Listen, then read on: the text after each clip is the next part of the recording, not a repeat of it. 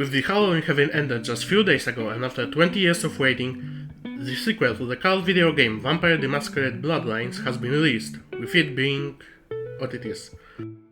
So when would be better time to cauterize the fresh wounds with salt? Hello, I'm Retarded and welcome to actually my first video lore essay thing on YouTube, so sorry if I seem a little bit rusty or something or not a joke excellent. And as the video name suggests, today we'll be talking about all the lore which you won't actually experience in VTM Bloodlines 2. But okay, if you enjoyed the game, don't worry, I'm not going to dunk on it almost at all during the video. During past 30 years, White Wolf themselves made enough shit to dunk on, so games of W's canonicity are not needed to argue at them. And with wrapping over, now let's pull out our fangs and bite into the lore of the first setting released in the now famous World of Darkness. What is best known about the Vampire game are the various clans which you can pick from. Those clans work as form of tribes. Their members are shared genetically by their fellow elders, so you won't get a different clan when shared by a specific one, and each comes with its own quirks, weaknesses and culture. Bloodlines work in the same manner but are not as known, maybe even just being a couple hundred vampires in total among all bloodlines, and you can best think of them as mutations which separated them from the main clan. Since I don't even need to guess that there are videos of better quality and less amounts of jokes explaining the clans and bloodlines, here I will simply list them off with basic descriptions, so focusing on their physical differences. So, there are 13-ish clans, which are the biggest conglomerations of vampires and which have their own single ancestor. When creating a vampire character, you are required to pick one of them, even if the factions like Samad Komarilla might still be non-mandatory. They go in this order. Banu Hakim, also known as Essamites. They are a weirdy clan, since are actually formed from 3 separate bloodlines, which are known as the Warrior Caste, the Vizier Caste, and the Sorcerer Caste. They are generally the desert vampires, the ones who would pull the strings in such countries like Egypt or Iran. They are very mysterious due to living in literal shadows, and I suppose they are also very bitter due to having too much sand in their eyes. They don't have any physical differences from humans / normal vampires, but both viziers and sorcerers, or maybe all of them in general, have great affinity for dark occult arts and arcane rituals. Warriors and sorcerers, you can probably realize yourself what are their mojos, while the viziers are the politicians, the shady wizard advisors staying on side of your throne and tempting you to do various things. And also it shows off in their weaknesses. The Assamite warriors are easily susceptible to diablerie and bloodlust. The sorcerers have a dark aura revealing their use of dark magic, and viziers get various intellectual derangements. Also, the wiki states they grow darker with age, and I don't want to expand on this. I feel we would be getting into more racist territory, and I don't want to touch such topics yet. Already considering that it's my only second video here, and videos on my second channel are also just shot after shot in the feed and with controversial subjects. So moving on. Brua, the most populous vampire clan. You want to know why? Because they don't give a shit about whom they embrace, how many people they do it to, how they feed, about everything. They are loud, violent, anarchistic and rude. This is also their weakness, which is passed on genetically. You can most often see them as bar attacks or in biker gangs, and they probably carry more STDs than the aristocratic gangs down the line. From reasons which you might know which, since vampires don't have a lowered libido in this setting. Kaidif. Okay, this is a tricky one since literally their other name means clanless. However, some estimates say that they are the second most populous group after the Bruja, since there are random mutations from any other clan, which make them not inherit the traits and weaknesses. However, also bulk of the cative is compromised of the Duskborns, but it's known that there can be clanness of higher generations. And what can I add? They are just normal people living their lives. They can be anyone. Gangrels. The Mockery of Furies. The Mockery of Furies. Yeah, you see, there are an interesting case, and I'm not sure what Cain meant by giving them this weakness. Their main trait is that with either age or by succumbing to the beast, they gain animalistic traits. And like literal. Claws, tails, animal ears, fur, scales. So much that after several of those mutations they literally look like beastmen. And they are feral and such, and yeah. Although I suppose that if some don't like their new additions to the already mentioned Vikiston might help them remove some of this. And those animal mutations can go pretty wild. Sometimes. Hegata! Actually, they are not a clan. They are complicated. You see, they were a clan in the olden days and they were known as Cappadocians. However, in series of unfortunate events and explainable suicides, a rival bloodline called Giovanni basically rose to prominence of a clan, replacing them. And so Hecata is like a conglomeration of the remaining minor bloodlines. Their overall gimmick is witchcraft, beechcraft and necromancy. So if you want more info, I can't tell you anything more at this point, since they are just made up from Giovanni bloodlines and Cappadocians. La Sombra, the turncoats, the manipulators. They are what you see when thinking of secret vampire societies controlling everything from the shadows. They look like humans but have souls of monsters. They are backstabbing, power-hungry politicians. Gaining political power is their biggest goal. And also, as their world-building quirk, they are not just normal politicians, but politicians. The La Sombra literally weaponize spirituality and religions to their cause. They are probably ones standing behind Martin Luther or other similar schisms. Plus, they are the clan who received the curse of not casting reflections in mirrors and similar metallic surfaces. Other than that, look like normal politicians. Malkavians. They are a fun clan. Okay, imagine if schizophrenia was hereditary. But on mass scale, they are the madmen, the traveling soothsayers and prophets.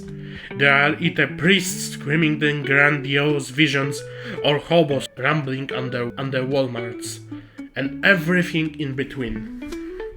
Their gimmick are the visions they get. Those are premonitions of the future or of other hidden secrets which drive them mad to point of literal mental asylum level insanity. Setites, also known as followers of Set, or in the modern times, the Ministry. They take the La Sombra weaponized religion to another level. You see, they call themselves the followers of Set since they reject Cain and instead worship Set, the Egyptian dire god of serpents. They are split into various temples of various funny names where they worship Set carrying out his will. At least that's what they claim, even including immortal servants to those temples. There are manipulators too, and snakes. Loads of snakes upon snakes. Each Setite has a snake in his booth, so even twice for good measure. Their weakness is a little bit lame, since they simply get double damage from sunlight, but it's said that even bright colors damage them. So it's obvious they took their residence among the Aztecs, Mayan and Egyptians. Geniuses of strategy. Nosferatu. Okay, I think the best description of them would be to use a special proverb, or in modern times even a meme, from my home country. It's often used in such situations, and I think it fits perfectly. The Nosferatu version would go like this. We are sorry, Mr. Angel, but immortality and eternal beauty are for the board. For you is unfuckable look at autism, and your dick will fall off. Yeah. The White Wolf description tells that they are the classic Count Orlok type vampires. Ugly as fuck! And it's their main quirk. Upon embracing, they get monstrous looks, so monstrous in fact that they can't even dream of trying to live among non-indoctrinated, non-cultist humans. And the joke about autism was not a joke. Because not only they turn into physical monsters, but they also become just dumb. Of course with honor to all autistics, including myself. But they just become so savage, dude. Just brutal motherfluffers. Each of their mutation is also unique, but there were some unique strains which are discussed in the Bloodlines section. Ravnos. Gypsies.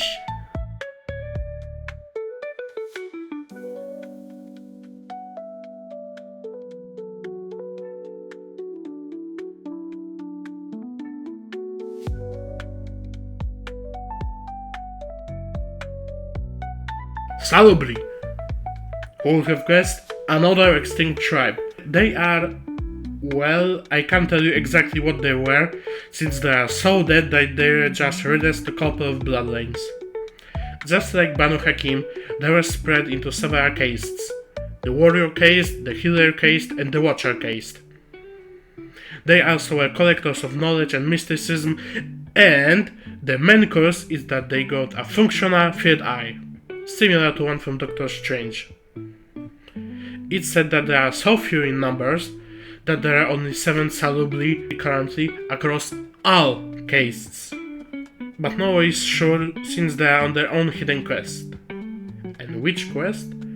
Well, they are so miserable that they are looking for the Golconda ritual, which in a nutshell will bring them into depression and despair. And they are dedicated to look for it. Okay, quick note, which I included here in the meantime. So, I never read too much into this whole Golconda, but my joke description seems not only to have been right, but even may have been an euphemism. You see, I was reading through the known vampire cults, and one of them going by cute name Butterflies also dedicate themselves to Golconda, seeing it as a form of ascension and it's literally suicide. The butterfly ideologists of Golconda live in a happy-go, merry-go-round families of vampires, good and humans, calling themselves uncles and brothers and such. But Golconda is when the older family members, the vampires, literally, willingly step into the sun, which is then celebrated by them.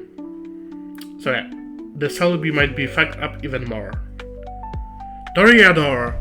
They name from the Hispanic toreadors who are known for their chivalry and courage.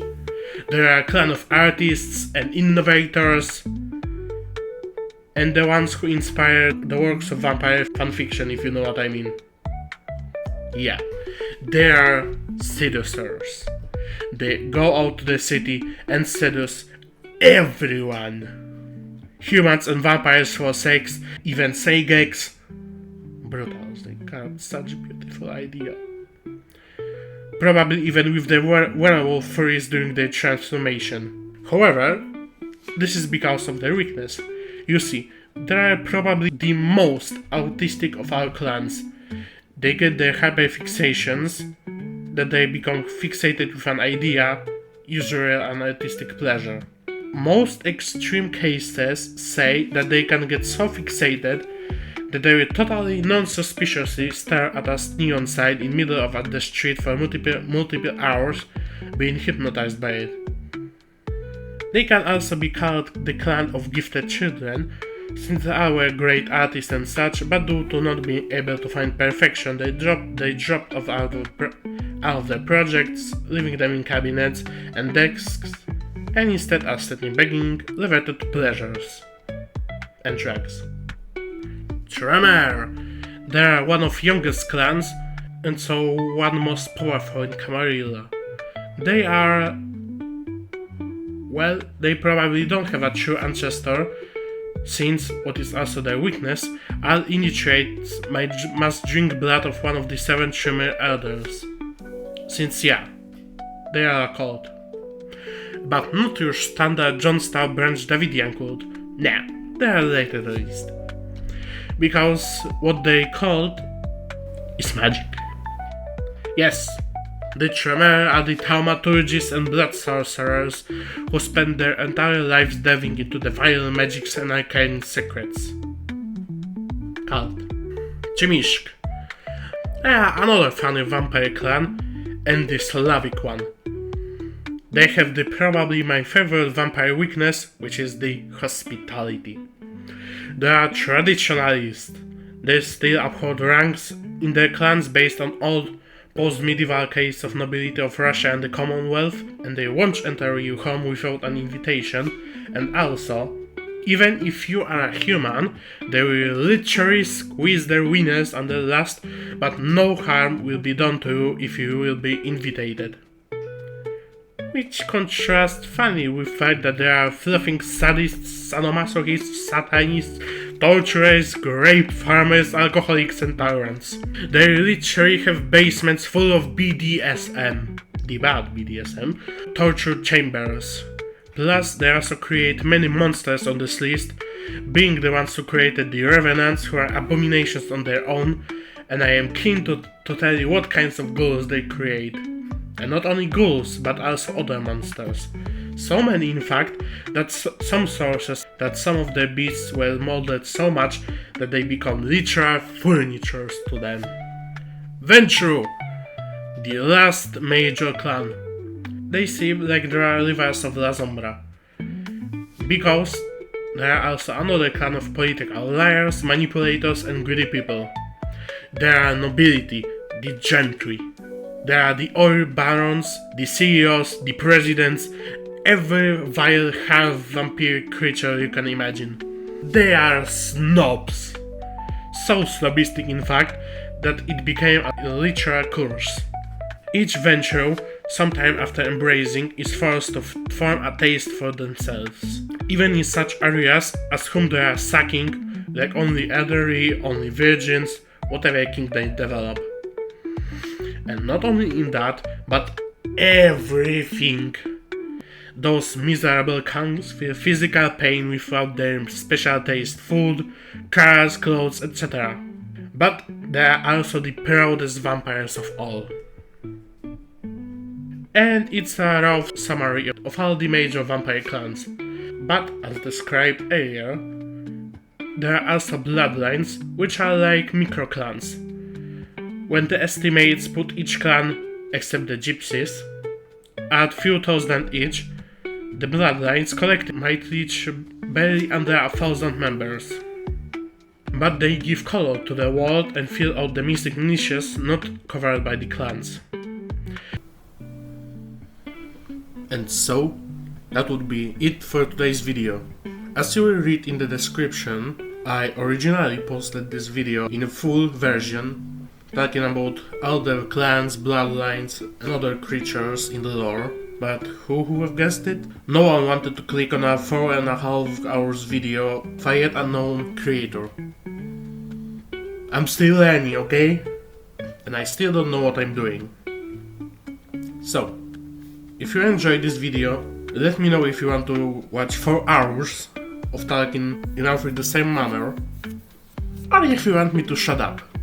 Of course, I invite you to stay on this channel for a little bit more, even if you won't be subscribing yet. Just please watch those motherfucking videos, or I will find you and break your legs. Also, in next following days, maybe even tomorrow, I will make a vlog in which I will finally announce my own indie animated projects, of which I spoke about in my first video on this channel. So stay tuned in, and don't let any vampire suck you, unless they're hot. Bye bye.